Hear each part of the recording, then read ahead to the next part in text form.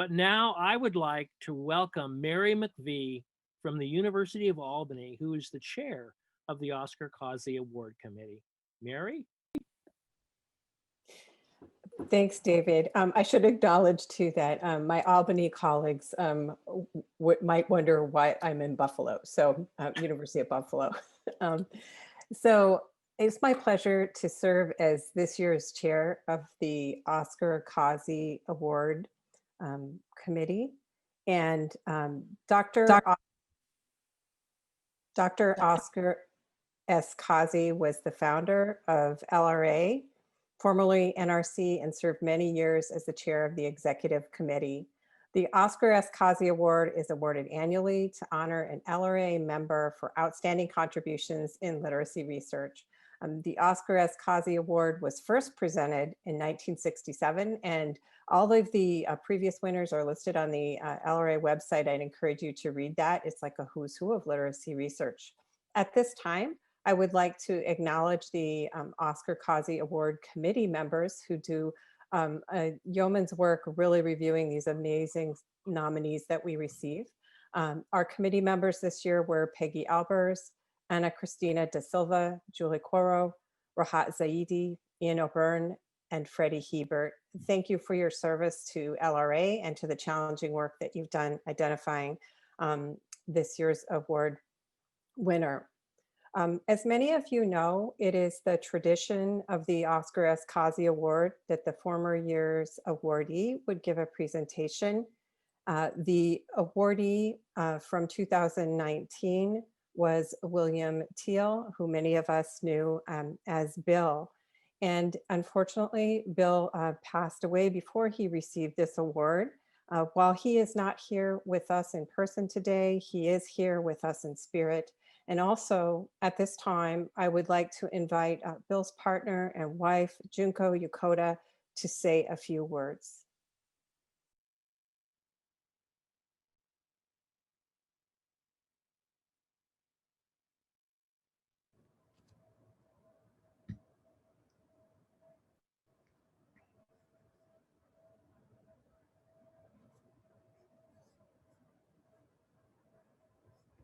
She's muted. I'm so sorry. Okay, starting over again. Bill was most known for his work in emergent literacy, his ongoing work with young children and their families, schools, and the policies that make a difference in their lives. His work with me in the field of children's literature, our work together internationally, led much of his career as well. Bill enjoyed talking about his career so much, his work that he believes so much in, and often we would find that people would stop and take notes, whether it was in taxis or trains and in public places, because he had ideas he wanted to share and get feedback on from people, and to be able to talk about the importance of that early literacy work that he was doing. He also believed very much in the quality of what it was that children were reading, that what they read mattered, as well as how they read it. So upon the sad loss of his career and life, I've sent nearly 15,000 of his books to the International Youth Library in Munich to join Larry Sipes' books, to Russia, Japan, Poland, Brazil, Iran, as exemplars of quality of American children's literature. His work is continued through ILA and USBBY through the William Teal Fund, inviting speakers to share a continued look at children's literature and what children are reading. But I think most of all, what he'd most like to be remembered for is his work as a mentor. Bill wrote a lot, but I remember being so surprised at one point when he said to me that he didn't publish as much as he wrote. And I think it's because he edited so much of other people's works. He was an efficient communicator. And at one point when he was editing Language Arts, our dining room table was covered with cut and pasted papers of people who he thought had good ideas, but needed some shaping. But in the end, his legacy is really his students. His students helped me clean out his office. They took his various awards from his walls and added them to their offices. But now he'd be so thrilled to know that they too are winning their own awards and continuing the work they started with him.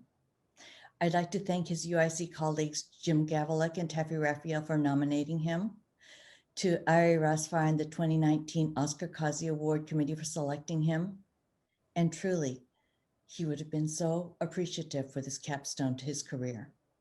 Thank you. Thank you, Junko. We miss Bill's wisdom and humor every day. Good afternoon. I'm Jim Hoffman. I was the 2018 recipient of the Oscar Causey Award. And therefore I get this wonderful opportunity to introduce this year's recipient. There's a long-standing tradition within LRA to keep the identity of the Oscar Causey awardees secret and to unveil the award. It's kind of a how many clues do you need to guess the winner exercise. To my knowledge, there are only 3 people, including me, who know the awardee's identity. So let's start.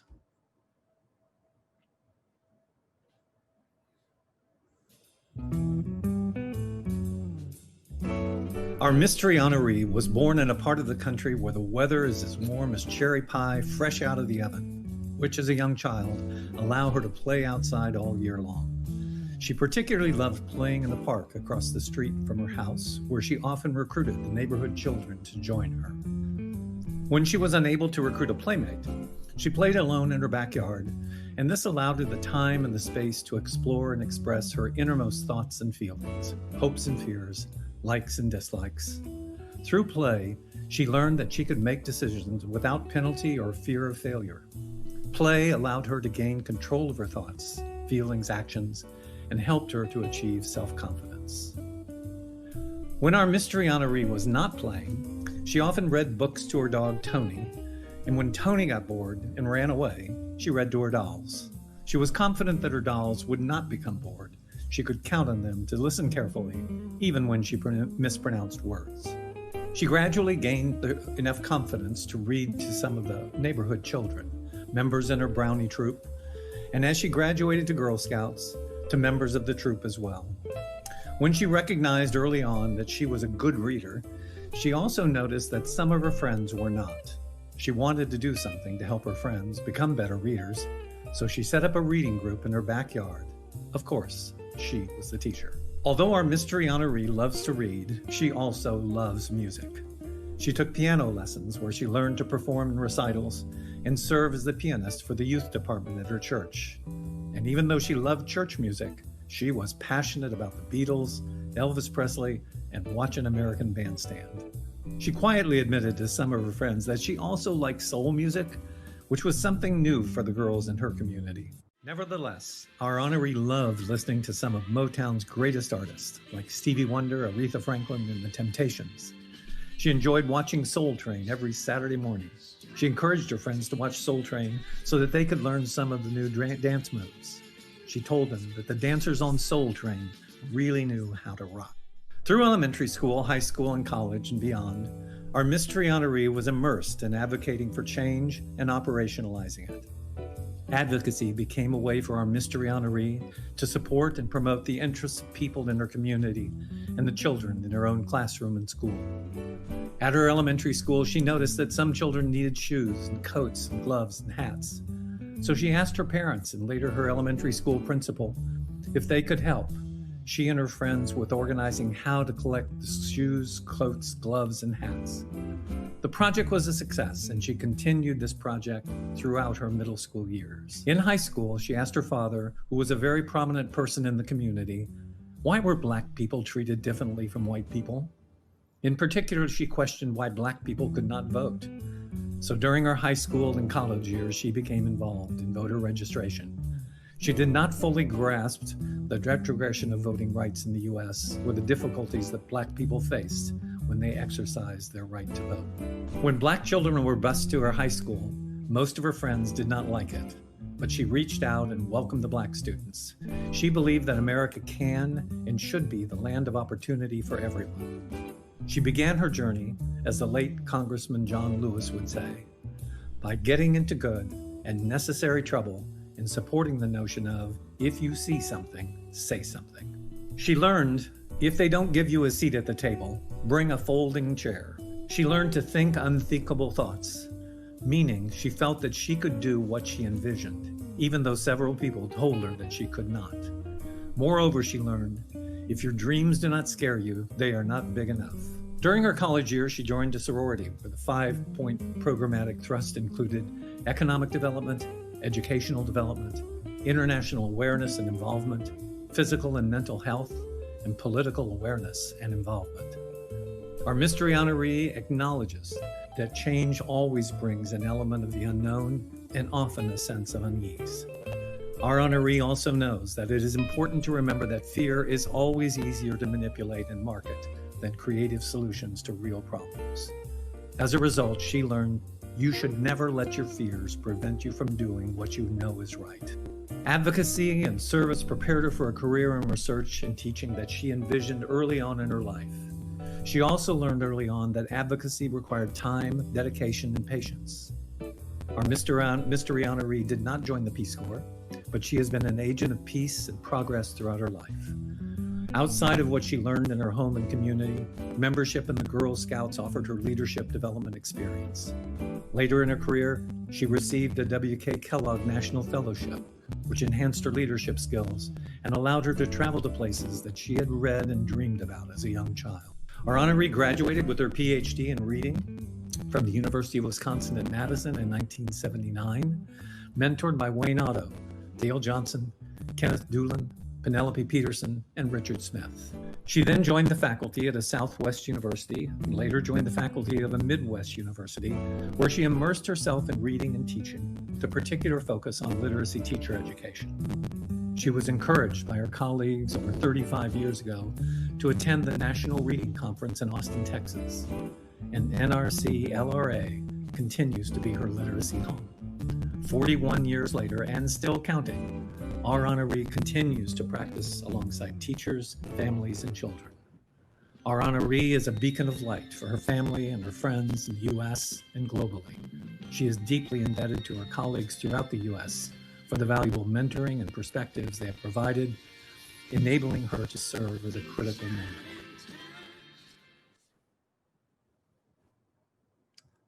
Well, if you've not guessed yet, then I'm not sure what planet you're from. The 2020 Oscar Causey Award winner is Patricia E.A. Edwards. I want to tell you, before I introduce Pat, I want to give you just a few comments. Pat has been prolific in her contributions to literature. You can't read all of these contributions, but just a few. She's published 9 scholarly books, 2 journal editorships, The Reading Teacher and the Michigan Reading Journal, 150 refereed articles and columns and technical reports, 51 scholarly book chapters. She's authored 2 nationally acclaimed family literacy programs. She was included in First Lady Barbara Bush's book, First Teachers, which included her parents as partners in reading program, one of the 10 most promising family literacy programs nationwide. On Dan Rather's nightly news series, The Best of Us, she was identified as one of the 5 Americans everyone should know in 1989. In 1994, she was a featured speaker at UNESCO's World Symposium on Family Literacy in Paris, France, and in 2012 served as a featured speaker at the World Literacy Summit at Oxford University. She has served as a member of the IRA and ILA Board of Directors. She's been president of IRA and ILA. She's the first African-American president of the National Reading Conference, now the Literacy Reading Association. She's a member of the Reading Hall of Fame. She served on advisory boards for Sesame Street and Reading is Fundamental. And she is a distinguished professor at Michigan State University. I am personally humbled by this opportunity to introduce Pat. She has reshaped LRA in ways unimaginable. She's my friend. She's mine. I want you to join me in congratulating Pat Edwards as recipient of the 2020 Oscar Causey Award. And oh, by the way, it's Pat's birthday. So I'm going to ask you to unmute your voices and turn on your cameras for Pat to hear and see your affirmation for this award. And be sure to post in the chat room. Hey! Congratulations. Happy birthday. Happy birthday, Pat. Happy birthday. Happy birthday, Pat. Congratulations. Thank you. Birthday. Happy Congratulations, Pat. Oh, yeah. Congratulations. Wow. On my birthday, I have won an Oscar. It cannot get no better than that. Thank you, Jim, for that warm introduction. Life is not measured by the number of breaths that we take, but by the number of moments that take our breath away. For me, this is one of those moments. After the honor of becoming the first African-American reading researcher to receive the Oscar S. Causey Award, I feel like Hattie McDaniel felt as the first African-American actress or actor to be honored with an Oscar. Now I have an Oscar. I want to express my heartfelt thanks and appreciation to the Oscar S. Causey committee members for selecting me as the 2020 recipient. Also, I want to express my appreciation and gratitude to Diane Lapp for nominating me for this award. I am honored to accept this award and to join past recipients who I have long admired and respected. There is no more satisfaction. There is no satisfaction more precious than the esteem of one's peers.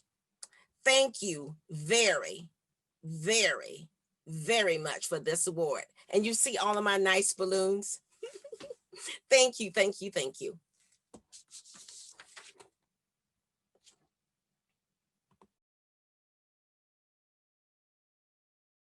There you go. Congratulations, Pat. That was wonderful.